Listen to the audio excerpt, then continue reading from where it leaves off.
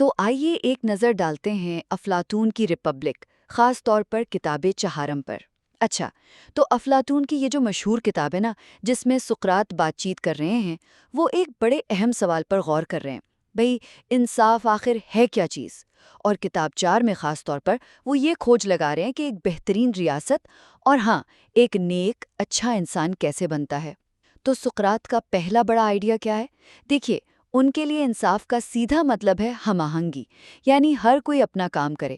ریاست میں جو مختلف طبقے ہیں، جیسے حکمران، فوجی یا کام کرنے والے لوگ، اور اسی طرح انسان کی روح کے جو 3 حصے ہیں، سوچنے سمجھنے والی عقل، ہمت والا جذبہ اور ضرورتوں والی خواہش، یہ سب بس اپنا اپنا کام کریں اور دوسروں کے کام میں دخل نہ دیں۔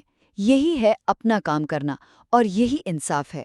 پھر دوسری بات، سقراط ہمیں 4 بنیادی اچھائیاں بتاتے ہیں۔ پہلی تو ہے حکمت، جو عقل میں ہوتی ہے۔ دوسری ہے شجاعت، یعنی مشکل میں بھی صحیح بات پر ڈٹے رہنا۔ تیسری ہے اعتدال، مطلب سب میں ایک اتفاق ہو کہ بھئی حکومت کس کو کرنی ہے، ایک اندرونی بیلنس۔ اور آخر میں چوتھی، وہ ہے انصاف، جو اصل میں ان پہلی تینوں کو ممکن بناتا ہے اور ہر چیز کو اپنی صحیح جگہ پر رکھتا ہے نا زبردست نظام؟ اور آخر میں اس بات کو یوں سمجھیں کہ نیکی یا اچھائی جو ہے وہ روح کی صحت جیسی ہے۔ جیسے ایک صحت مند جسم صحیح کام کرتا ہے نا، بالکل اسی طرح انصاف روح کو منظم اور تندرست رکھتا ہے، اور برائی وہ سمجھ لیں روح کی بیماری یا کمزوری کی طرح ہے۔